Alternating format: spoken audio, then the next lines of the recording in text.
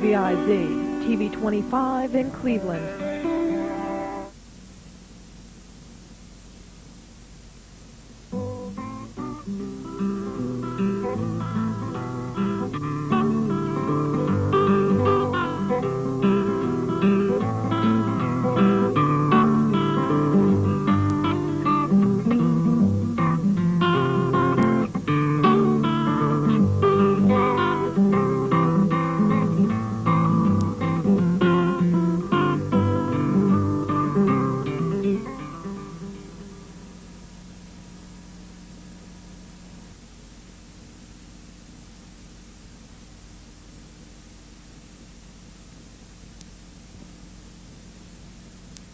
I have always believed that white and black alike could live as brothers under the same almighty God. As a slave in Maryland, I learned to turn the other cheek. In my travels, I have preached peace and brotherhood for all men. But now, this last injustice, this monstrous fugitive slave law, kills my hope and rouses my anger. It seems now that slavery can only end in blood. Frederick, oh, Frederick, is God dead? Oh, he must not be, he cannot be, or we are dead with him. The man was Frederick Douglass, hailed as one of the greatest black leaders of the 19th century. The woman, she was Sojourner Truth, a remarkable person who courageously devoted her life to the struggle for black liberation, taking part also in the movement for women's rights.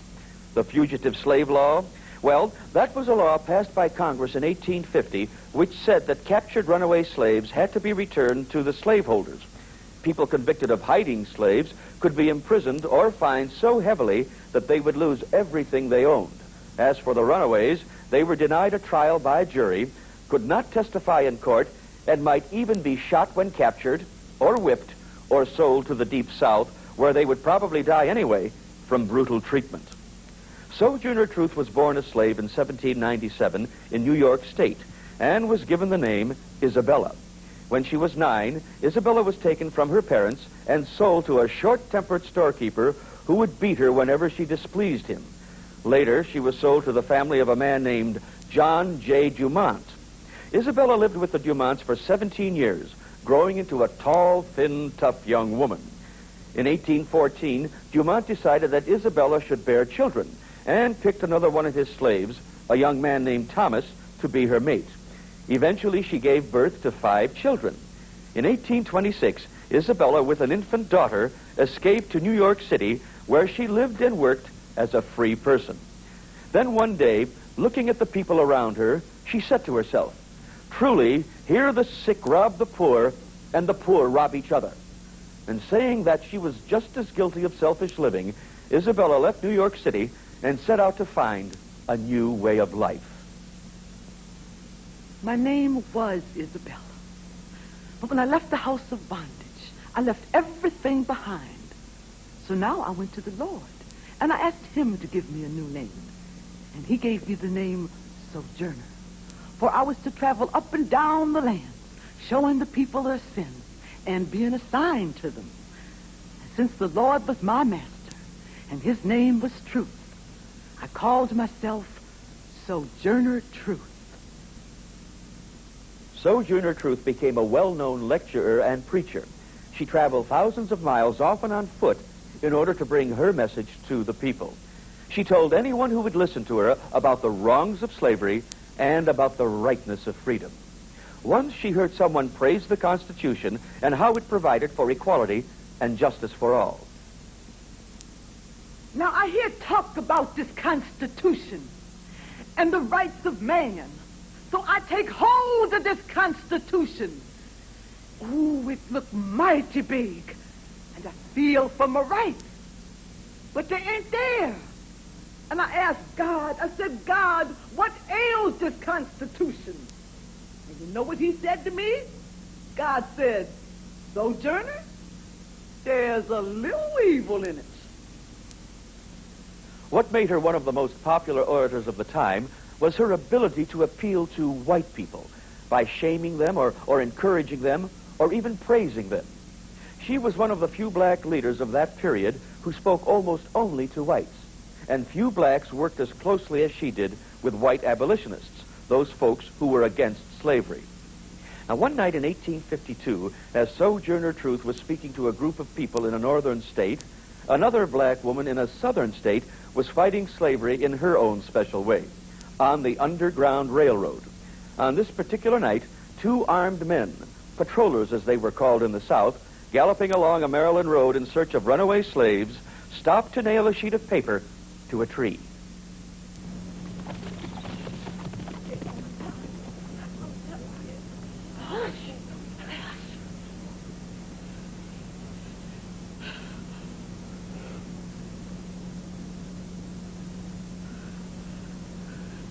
It's gone now.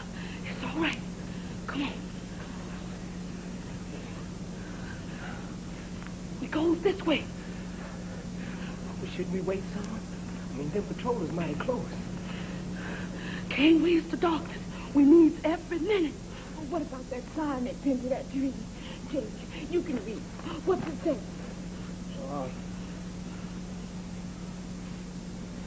Say you want it, Harriet. Dead or alive. Well, they want me for a long time now. But they ain't caught me yet. Now we can just forget it. Now let's go. And so they trustingly followed Harriet Tubman back into the woods. She was their Moses, and like Moses in the Bible, she was leading her people toward their promised land, freedom to the north. So you see, the Underground Railroad didn't look at all like a train in a tunnel chugging along on tracks.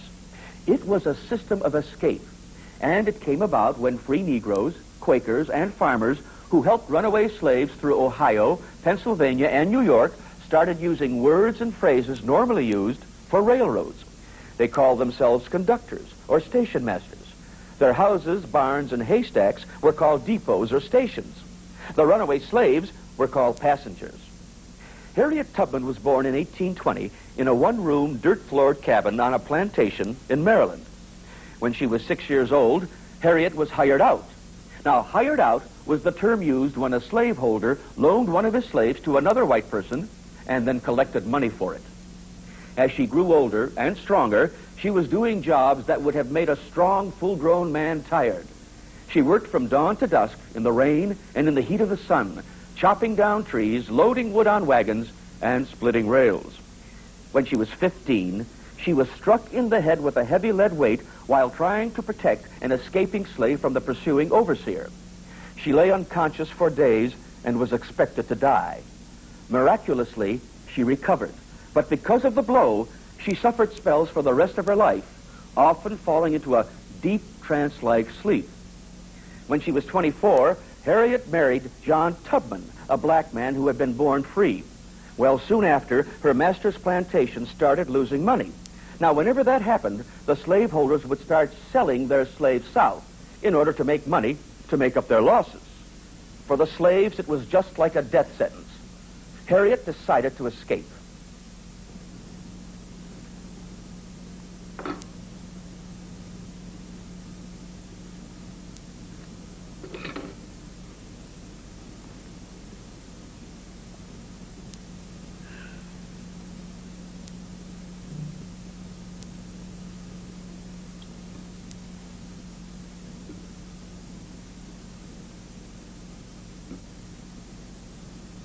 Let's go north together, John. Let's not wait. Let's do it now. You got a map shows how to get there? Well, we go by the North Star. And if we follow it long enough, it'll lead us to freedom. Well, what you gonna do when the sky's dark and you ain't got no North Star to run by? Besides that, you can't read, so you couldn't tell nothing by the signs on the road. No, ma'am. I ain't going nowhere. I'm satisfied right here in my cozy little cabin. But you's free, John. I ain't. Two of my sisters already sold south. Maybe ours next. They won't take you away from no free black man. You know that. No, I don't. Why you freeze to death up north? And anyway, what about the ones who's gone there? None of them come back to tell about it. You know why that is, don't you? Because they was caught and sold south, or they were shot dead by the patty rollers even before they got out of Maryland. If they were still alive, they'd have returned and showed the way to the rest of you slaves. Harriet, what you gonna get there you ain't got here? I'll be free. Alone and frightened, Harriet crawled out of her cabin one night, crept into the nearby